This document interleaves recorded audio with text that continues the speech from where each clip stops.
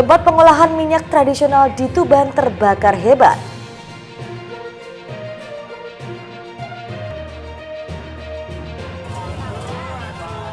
Berburu takjil bubur suruh peninggalan Sunan Bonang di Tuban.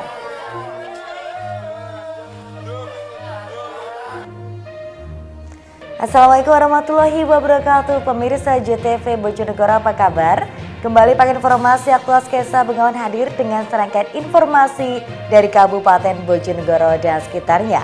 Bersama saya Ainsah Tilawah, inilah Sketsa Bengawan untuk Anda.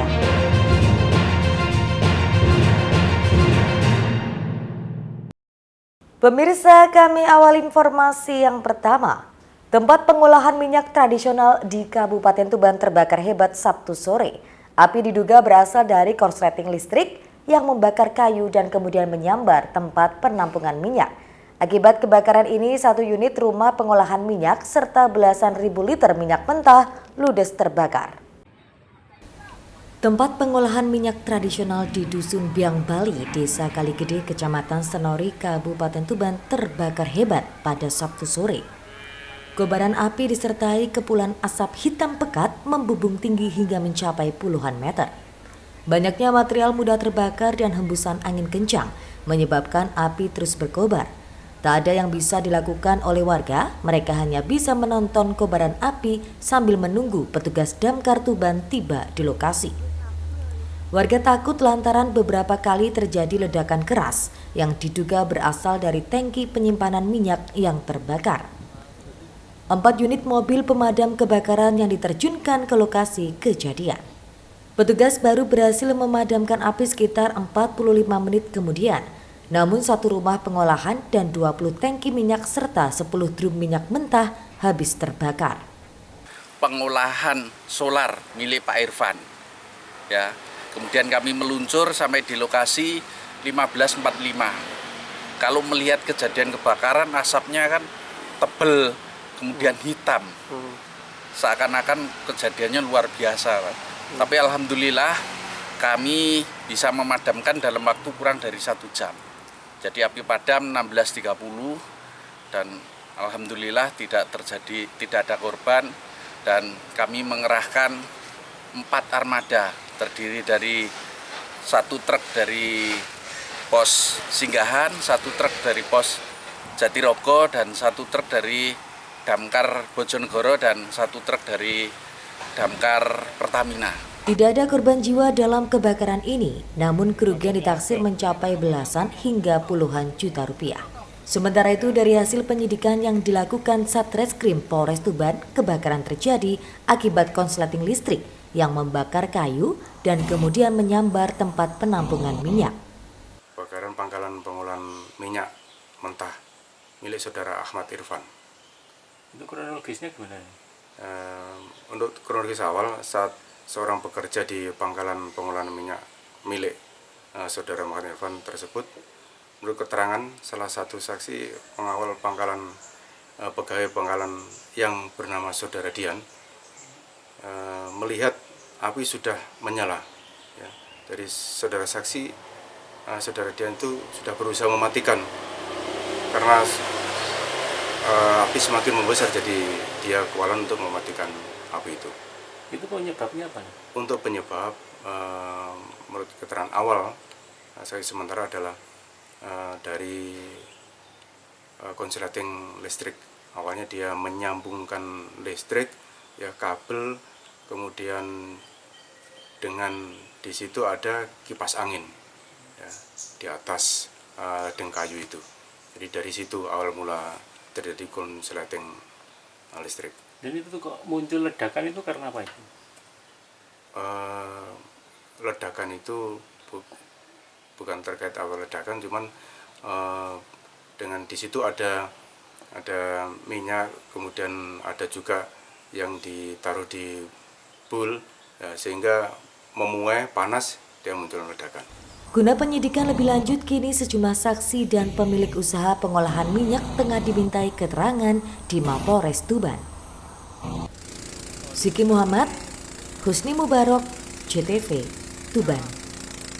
Sementara itu pemirsa, 3 pemuda di Kabupaten Ngawi melakukan pencurian helm di tempat parkir rumah sakit setempat. Aksi itu terekam kamera pengawas CCTV. Dalam rekaman kamera CCTV nampak salah satu dari ketiga pemuda mengambil helm berwarna putih di area parkir rumah sakit Dr. Suroto, Kabupaten Ngawi. Pelaku kemudian langsung pergi bersama dua pelaku lainnya dengan menggunakan sepeda motor yang diparkir tidak jauh dari sasaran. Aksi pencurian helm ini sudah terjadi sebanyak 2 kali dan sangat meresahkan para pengunjung yang sedang membesuk keluarganya yang sedang dirawat di rumah sakit tersebut. Penjaga parkir rumah sakit Suroto Ngawi, Triyono, mengatakan aksi pencurian yang dilakukan 3 pemuda itu dilakukan pada malam hari. Ia baru mengetahui kejadian pencurian dari kamera pengawas CCTV setelah pemilik helm melaporkan kehilangan helm yang disimpan di sepeda motornya. Pencuriannya malam hari, pelakunya 3 orang, masih muda-muda. Nah, di sini sudah 2 kali terjadi pencurian, belum pernah ketangkap. Rekam di CCTV. Pelaku parkir di sini juga ya? Pelaku parkir motornya parkir di sini. Parkir sini? Ya, tahunya dari pantauan CCTV. Oh gitu. Yang dicuri apa? Helm warna putih. Warna putih ya? Berapa helm? 1 helm. 2 kali kejadian pencurian helm. Harapannya Mas? Harapannya ya pelakunya bisa ketangkep. Tangkap ya? Ya. Pihak rumah sakit hanya berharap kepada kepolisian untuk segera menangkap pelaku pencurian itu agar kejadian serupa tidak terjadi kembali di lingkungan rumah sakit. Itu Wahyu, JTV, Ngawi. Pemirsa, ratusan emak-emak di Kabupaten Ngawi harus rela berdesak-desakan untuk mendapatkan beras murah dari Bulog yang bekerja sama dengan dinas terkait, Dinas Ketahanan Pangan dan Pertanian setempat. Mereka harus rela kepanasan terkena terik matahari hingga berjam-jam untuk dapat membeli beras murah. Masih tingginya harga beras di pasaran membuat ratusan emak-emak di Kabupaten Ngawi harus rela antri berdesak-desakan untuk mendapatkan beras murah dalam operasi pasar yang digelar oleh Bulog dan Pemda setempat. Tak sedikit emak-emak yang membawa anak kecilnya ini kepanasan terkena terik matahari hingga berjam-jam hanya untuk mendapatkan beras sebanyak 10 kg yang harga per kilonya dijual seharga Rp10.200. Mereka membeli beras harus menggunakan kupon dan mencelupkan jarinya ke tinta. Hanya selang 3 jam kemudian, beras sebanyak 5 ton tersebut langsung ludes di serbu warga. Menurut Istiqomah, salah satu warga mengaku dirinya sudah antri sejak 2 jam yang lalu untuk mendapatkan beras murah bersama anak kecilnya hingga kepanasan terkena terik matahari. Antri apa ini? Ini beras murah. Murah. Panas nggak Bu? Panas banget. Anak kecil kasihan. Beras mahal Bu di pasaran Bu? Mahal banget Pak. Kemarin saya beli 140 kilo. 10 kilo? Masih mahal ya? Iya. Sementara menurut Supiah, warga yang merasa senang mendapatkan beras murah karena beras di pasaran masih mahal, berkisar Rp13.000 hingga Rp14.000 per kilogramnya. Jam 7 tadi antrinya. Ini dapat kupon ya? Iya. Satu kupon dapat berapa? Satu kupon 2 kantong. 102. 102. Murah Bu ya? Iya murah. Kalau di pasaran mahal Bu? Kalau di pasaran per kilonya ada yang 13 juga ada yang Kalau sini berapa? 10, 200. Senang nggak Bu? Diketahui meski operasi pangan murah yang gencar digelar oleh Pemkab Ngawi melalui operasi terkait, namun hingga saat ini belum mampu menurunkan harga kebutuhan pokok di pasaran saat bulan Ramadan ini. Itu Wahyu, JTV, Ngawi. Pemirsa, PJ Bupati Bojonegoro minta adanya pendampingan khusus untuk korban pencabulan. Informasi selengkapnya hadir sesaat lagi.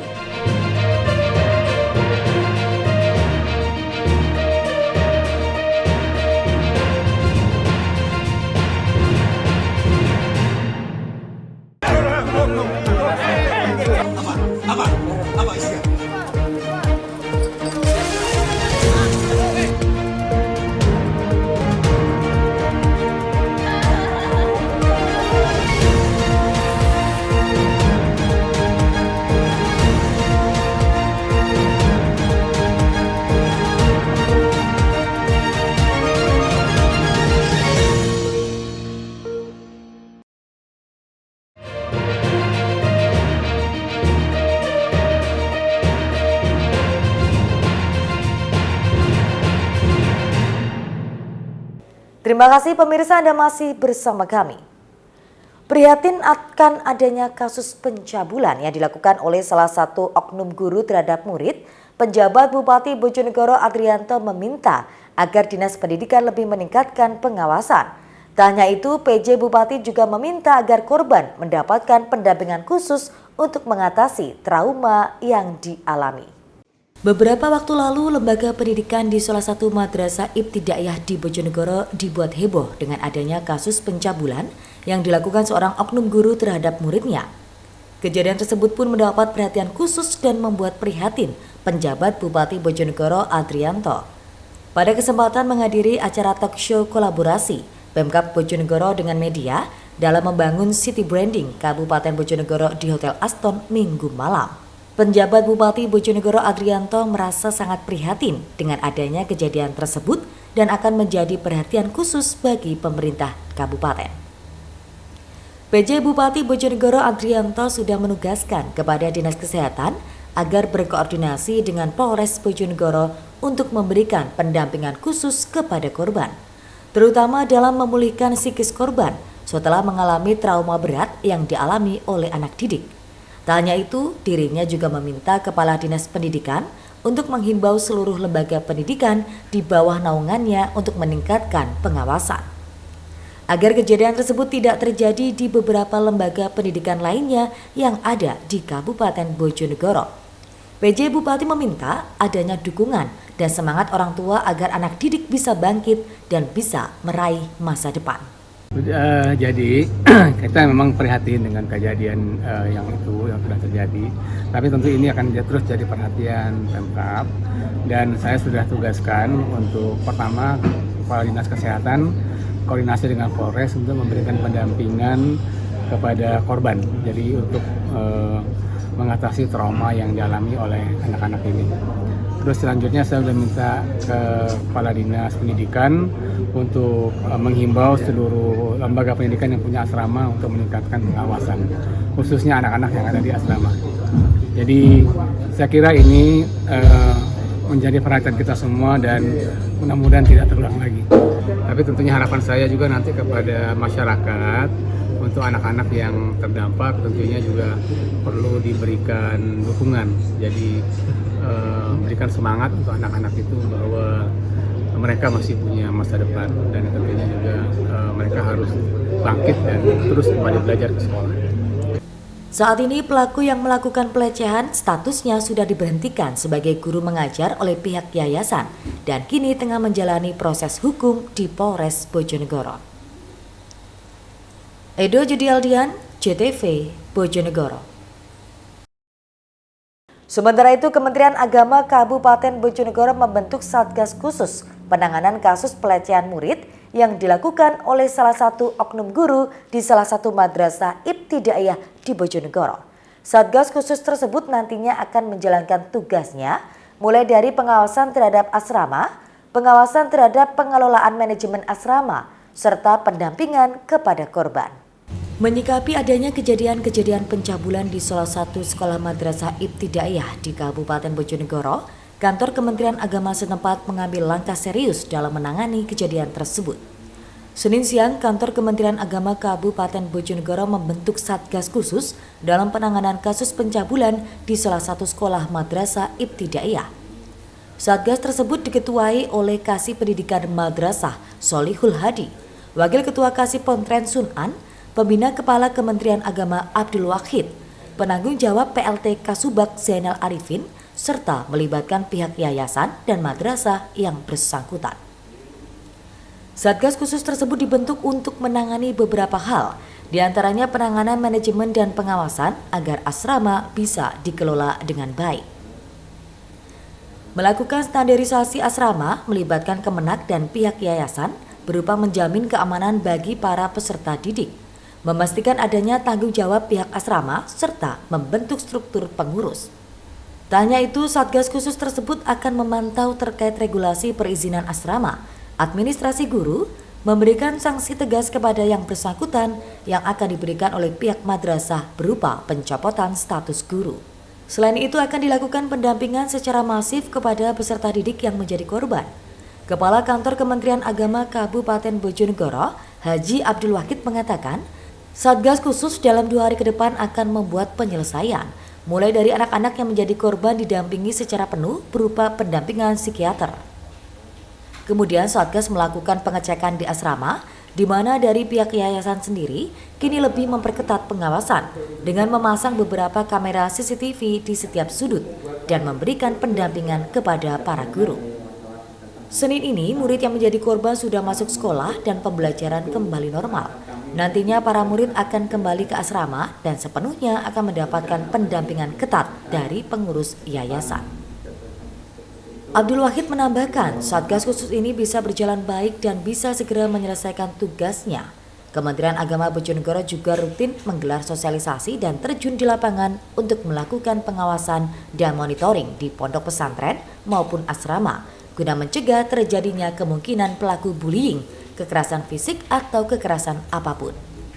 Hari ini saya membentuk tim Satgasus untuk menangani kasus ini sampai selesai, sehingga ini kemudian dihadiri oleh pengurus MCP. Jadi kita dalam 2 hari ke depan ini Satgasus akan membuat schedule penyelesaiannya. Yang pertama, jadi anak-anak yang korban itu kita tangani, kita dampingi psikiater dan alhamdulillah hari ini sudah masuk semua.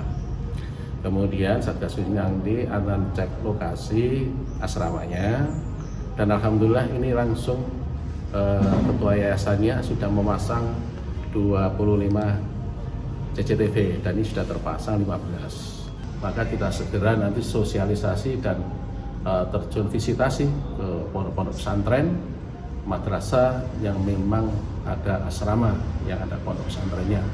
Dengan gencar kita bersosialisasi, semestinya sebenarnya tidak hanya ini saja, kita senantiasa memanggil, tetapi dengan kejadian begini kita harus turun ke bawah, bentuk tim untuk langsung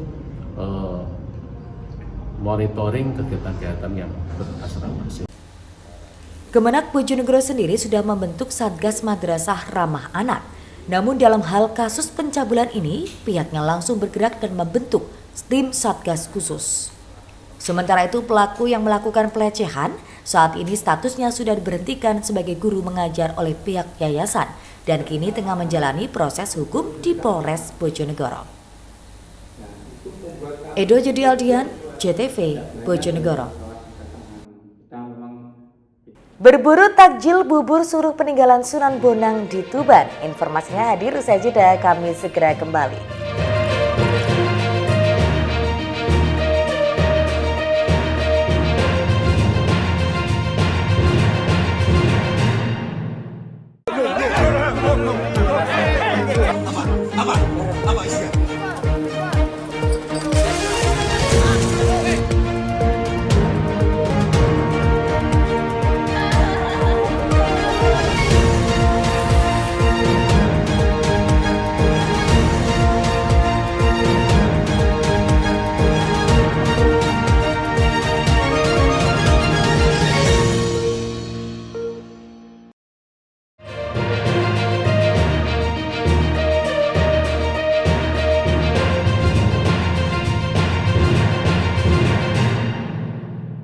Terima kasih pemirsa, Anda masih di Sketsa Bengawan.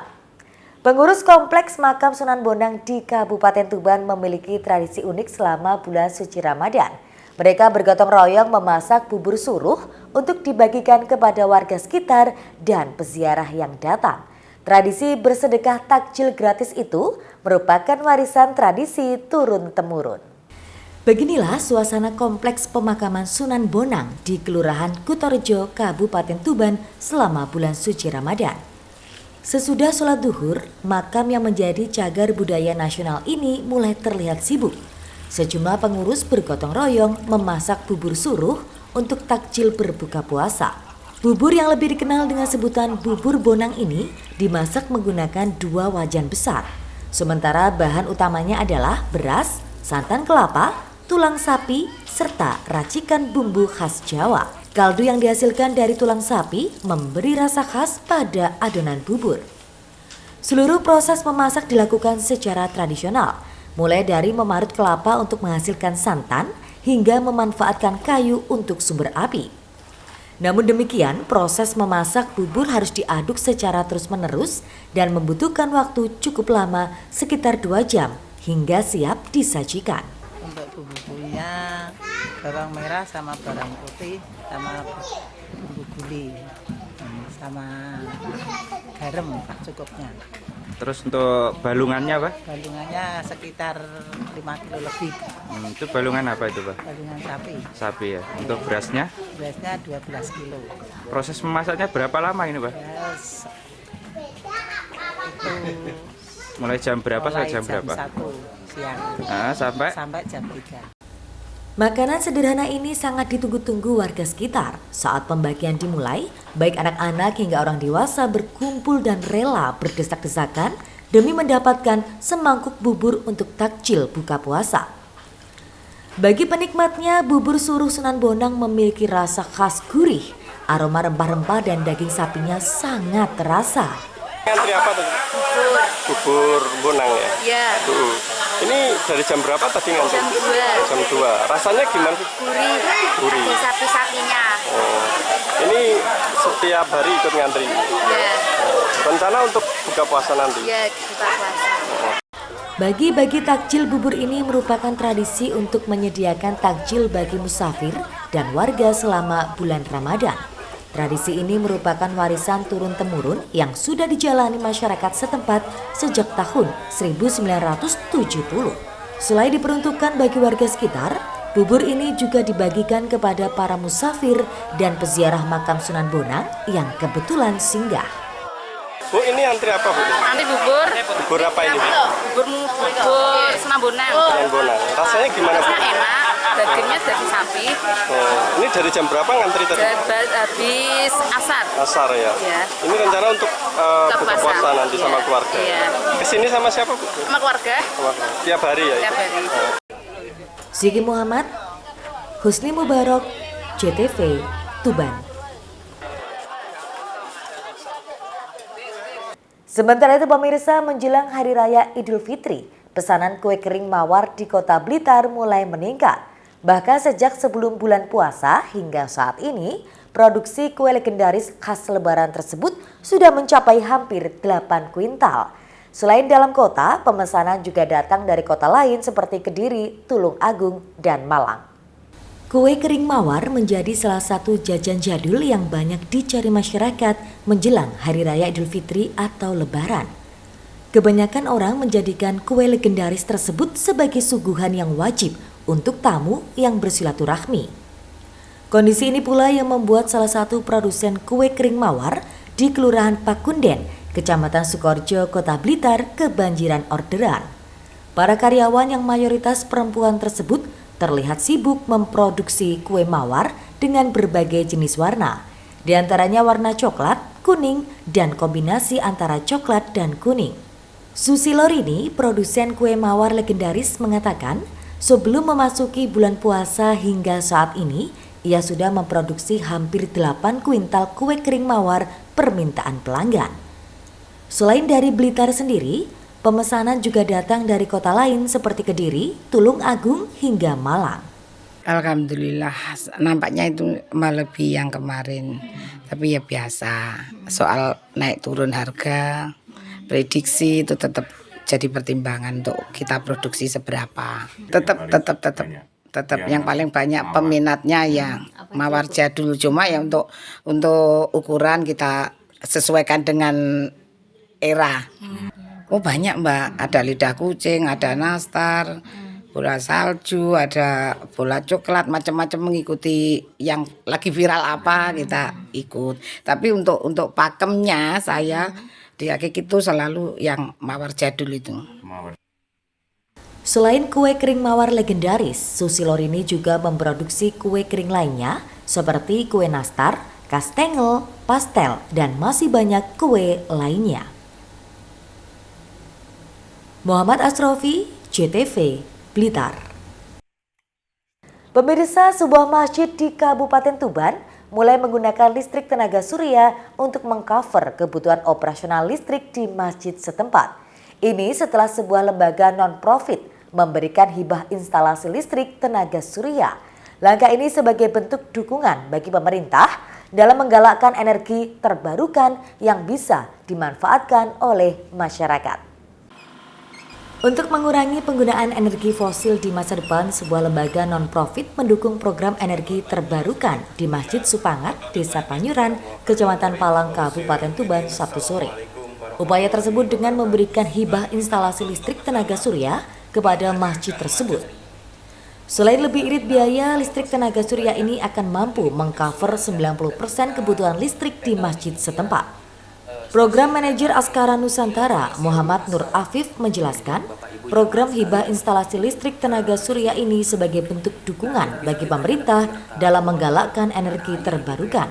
Selain itu, ini juga bertujuan untuk mengurangi kelangkaan energi fosil di masa depan, serta edukasi untuk generasi muda agar lebih memahami energi dan manfaat ekonomi. Hibah instalasi listrik tenaga surya ini merupakan yang pertama kali di tempat ibadah. Biasanya, listrik tenaga surya hanya ditemui di rumah-rumah. Hibah ini didapatkan dari donasi masyarakat.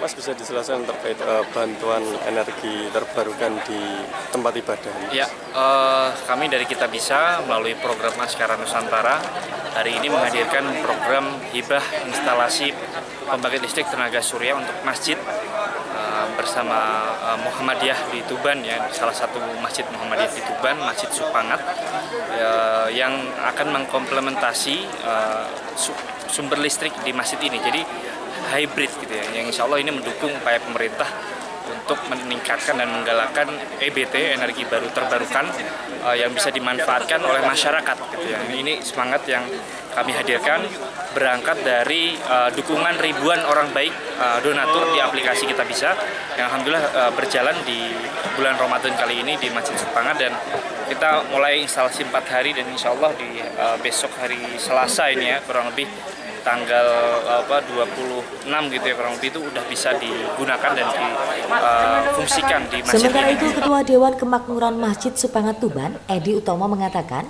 pihaknya menyambut baik upaya Askara Nusantara dalam membantu dan mensukseskan program pemerintah untuk mewujudkan energi terbarukan.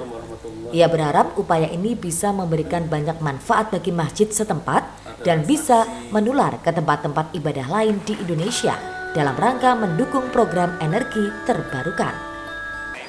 Kami sangat berterima kasih dan mengapresiasi kepada yang memberikan bantuan ini. Ini bagian dari usaha kita mengurangi konsumsi secara ekonomis, membantu pemerintah dalam mensukseskan gerakan energi terbarukan. Jadi luar biasa di saat energi fosil lagi tergerus, kita mendapatkan dan memanfaatkan tenaga surya sebagai bagian ikhtiar dari kita bersama. Mas, ini berarti baru pertama kali Mas ya ada energi terbarukan di tempat ibadah? Informasinya begitu, jadi ini kalau se-Indonesia ini baru ada ini, dan kalau di Tuban kayaknya belum ada, dan mudah-mudahan bisa menjadi percontohan untuk tempat ibadah di tempat yang lain. Untuk pemanfaatnya sendiri seperti apa Mas nanti? Ini 3.000 watts, artinya hampir 80-90% kebutuhan masjid tercover dengan pembangkit listrik tenaga surya ini. Mudah-mudahan sangat manfaat bagi kami, warga, dan jamaah masjid. Proses pemasangan instalasi energi listrik tenaga surya ini diperkirakan akan selesai 4 hari ke depan. Diharapkan pemanfaatan energi terbarukan ini bisa menjadi contoh kecil bagi masjid lain. Siki Muhammad, Husni Mubarak, JTV, Tuban. Pemirsa, berakhir sudah kebersamaan kita dalam sketsa Bengawan edisi kali ini. Jangan lupa follow akun sosial media kami sebagai berikut. Dan akhirnya mewakili kerabat kerja yang bertugas, saya pamit undur diri. Terima kasih atas kebersamaan Anda dan sampai jumpa. Selamat menunaikan ibadah puasa. Wassalamualaikum warahmatullahi wabarakatuh. Salam JTV Bojonegoro.